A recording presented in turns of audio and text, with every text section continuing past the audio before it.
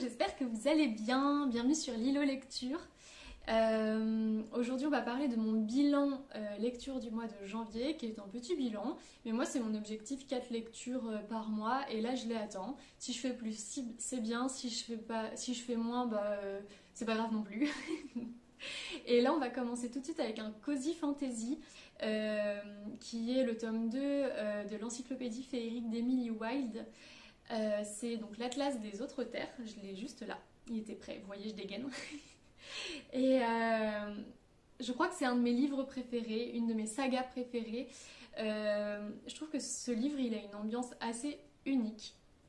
Dans le sens où on suit quand même une aventure de fantasy à l'intrigue qui tient tout en étant pas compliqué non plus à suivre.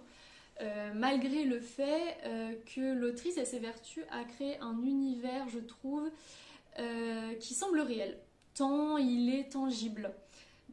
Et ça, c'est grâce, je trouve, aux notes en bas de page qu'elle met, c'est grâce au côté journal de bord.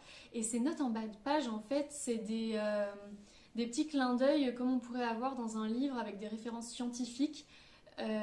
Sur la dryadologie, donc ça n'existe pas, mais ça donne très envie d'y croire, et je veux dire par là que ça donne vraiment un côté réel, et ça c'est vraiment top.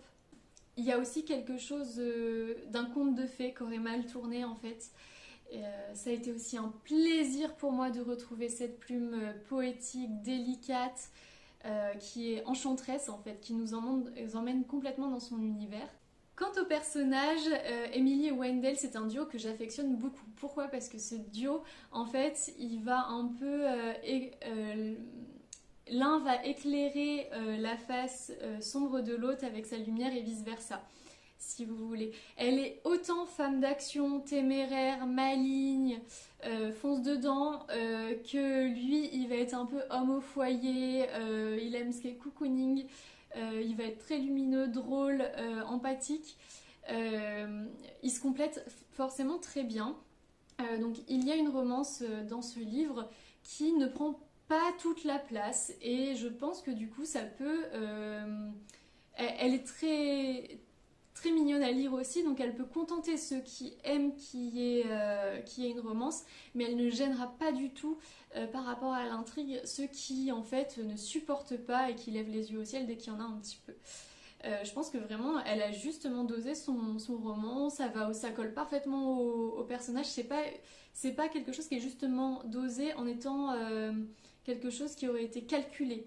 Je le sens pas comme ça en fait dans ce livre, on sent que c'est vraiment... ça colle à l'histoire, en fait, ça colle au personnage. Et ça, c'est vraiment le plus de ce livre. Bref, en fait, je pense que tout le monde peut tomber amoureux de cette lecture parce qu'il y a ce côté mélange bucolite alpin, et que l'autrice plonge dans un brouillard de ténèbres presque cauchemardesque, en fait. Et ça tient jusqu'à la fin et on veut savoir la suite. Et là, j'attends avec impatience le tome 3. Donc vraiment, gros coup de cœur sur le tome 1, mais le tome 2 aussi. On passe à la suite. J'enchaîne avec ma deuxième lecture du mois de janvier, qui est en fait un livre auto-édité, donc ça va s'appeler Roi, de l'autrice Léonie. C'est une lecture dont j'ai pas trop l'habitude, parce qu'en fait ça va être une histoire d'amour tragique qu'on suit. Je vous explique. En fait on va suivre Léonie et Raphaël qui vont tomber amoureux, mais ça va très vite... ils vont très vite tomber dans des habitudes entre eux qui sont malsaines, et le but de ce livre en fait c'est de voir comment Léonie va s'en sortir en fait, et on sait que ça finit mal, mais je vous jure c'est très très prenant, on veut savoir comment elle va réussir à sortir de ce carcan et devenir un peu la femme forte qu'elle est maintenant. Je sais qu'il y a un tome 2 apparaît, donc je suis très très curieuse de lire la suite. Et en fait, c'est un livre donc avec une autrice qui est aussi touchée par l'autisme, mais ce n'est pas le sujet phare de ce livre. Ça, faut le savoir si vous cherchez à en savoir plus sur ça. C'est pas là-dedans qu'elle va en parler, car elle trouvait pas judicieux. C'est quelque chose qu'elle vit tellement au quotidien qu'elle avait pas envie de mettre ça en avant, et que le but de cette lecture, c'était vraiment de dénoncer ce genre de relation, et que peut-être celles qui ou ceux qui liront ce livre ouvriront plus les yeux et éviteront de tomber dans ce genre de relation. Moi j'ai trouvé ça très intéressant. Ce livre évoque aussi beaucoup l'hypersensibilité à travers le quotidien de l'autrice, car elle l'est aussi. Moi c'est un livre qui m'a fait me poser beaucoup de questions, j'ai entamé beaucoup de recherches à ce sujet, parce qu'il n'y a pas que dans les relations humaines qu'on peut l'être, il y a aussi dans nos façons d'agir au quotidien et qui peut aussi, dans nos interactions avec les autres, connoter certaines sous-personnalités qu'on peut avoir et dont on ne se rend même pas compte.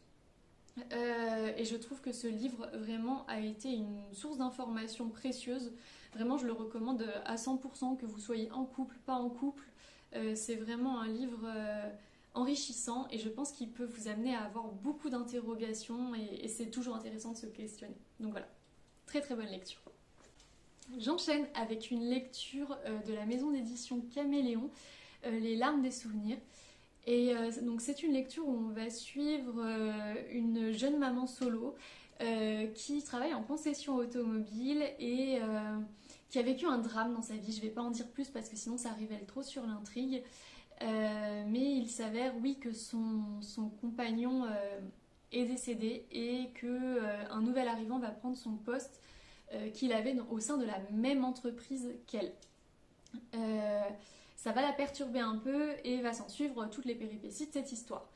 Donc ce livre va traiter du deuil, ce livre va traiter de reconstruction, ce livre va traiter aussi de comment une femme peut se battre au quotidien en étant seule avec un enfant, pour subvenir aux besoins, pour aussi accueillir sa vie de femme. Donc c'est vraiment plein de belles valeurs, plein de beaux sujets abordés. C'est une bonne lecture, c'est un très bon premier roman pour l'autrice à mon sens. Il y a des petits points positifs et un petit point négatif, je vais vous en parler. Le Enemies to Lovers, tout d'abord, est extrêmement bien mené. On sent vraiment la tension entre les deux protagonistes principaux. Il y a aussi la partie qui parle de prévention dans le livre entre les deux protagonistes principaux quand ils vont avoir des moments de rapprochement intime. Ça j'ai vraiment aimé, c'est pas assez mis en avant dans les romances aujourd'hui. C'est comme si en fait on n'avait pas besoin d'en parler parce que c'était validé par tout le monde. Il y a beaucoup de jeunes qui lisent de la romance et c'est important en fait de mettre ça en avant, qu'ils sachent que c'est quand même quelque chose d'important. Tout le monde n'en parle pas avec ses parents et je pense que c'est quelque chose d'important même quand on le sait déjà, que ce soit souligné et mis en avant dans une lecture. Donc vraiment gros point positif sur ça par rapport à l'autrice. Le côté qui a desservi la lecture selon moi, c'est qu'on est sur une plume très sobre et un petit peu vulgaire. Donc pour moi ce qui a desservi le récit, c'est par rapport à la plume. L'héroïne, elle a un gros caractère et ça l'autrice le dit dans le récit, elle a un gros caractère qu'il faut apprendre à creuser. Mais la plume est très sobre et vulgaire pour le coup. Moi qui aime les plumes poétiques, j'ai pas été séduite par ça. Oui, je trouve que les dialogues vulgaires comme ça, on n'était pas obligé d'en mettre autant. Ça m'a même sorti du récit à des moments. Donc pour moi, je valide pas du tout ce côté-là. Et après, je pense que c'est quelque chose que l'autrice peut peut-être travailler dans ses prochains romans si elle le souhaite, parce que si ça se trouve, c'est une de ses signatures, c'est sa plume un peu cash. Mais en tout cas, moi, c'est pas ce qui me séduira dans une lecture. Concernant cette lecture, passé ce détail, on s'attache beaucoup à Lana parce qu'on sait que c'est une personne qui a un grand cœur au fond. Les sujets abordés dans cette lecture sont super importants, sont très touchants, mais je n'ai pas été séduite par la plume.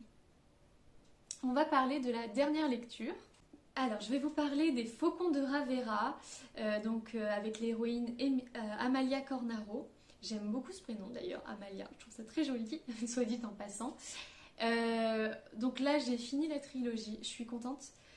C'est une plume mais merveilleuse. J'adore les tournures de phrases, je trouve qu'elles sont percutantes, elle a des métaphores où on a les images en tête tout de suite.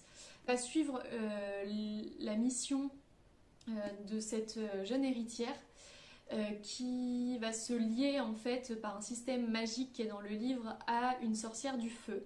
Elle a un tempérament pour le coup tout feu tout flamme Et pour le coup, Zaira, la sorcière, a un langage tout à fait fleuri. Je m'explique. Elle va faire beaucoup de jurons, mais un petit peu à l'irlandaise en fait. C'est pas vraiment des jurons, c'est des tournures de phrases qui vont être insultantes. Et pour le coup, là, c'est plaisant à lire en fait. C'est drôle. Moi, combien de fois j'ai rigolé. Donc vous voyez, je trouve qu'il y a une nuance à avoir entre de la vulgarité et un langage fleuri qui peut servir en fait le récit, parce que là, en fait, ça crée carrément le caractère du personnage. Donc pour moi, c'est un gros plus. Là, dans ce livre, on va être dans un nœud d'intrigue dans les 3 tomes, hein. Plein d'alliances, de complots politiques. Vraiment, c'est une très très belle trilogie qui est en fait un petit peu ancienne, mais moi je trouve que ça gagne à être lu encore maintenant. Clairement sous-coté pour ce que j'en pense. Il va y avoir donc une très très jolie romance. Il va y avoir un triangle amoureux. Vous savez que j'aime vraiment pas ça. Par contre, c'est un triangle amoureux qui n'est pas dérangeant. Moi, ce qui me dérange, je vous explique, dans les triangles amoureux, c'est quand l'héroïne ou le héros qui a le choix entre 2 autres personnes n'arrive pas à se décider. Et ça devient malsain parce qu'il joue sans le vouloir, peut-être, avec les 2 personnes. Là, c'est pas le cas du tout. C'est une alliance politique avec le choix de cœur. Et en fait, je ne vous en dis pas plus, mais la personne ne profite pas des 2 autres. Et ça, c'est appréciable. Et pour moi, du coup, ça sert l'histoire là aussi. Pour finir, c'est un système de magie brillant. Je l'ai vu dans aucun autre livre. La plume est poétique, très belle. En même temps, quand on est dans des scènes d'action, on y est vraiment. Et on est sur une romance slow burn.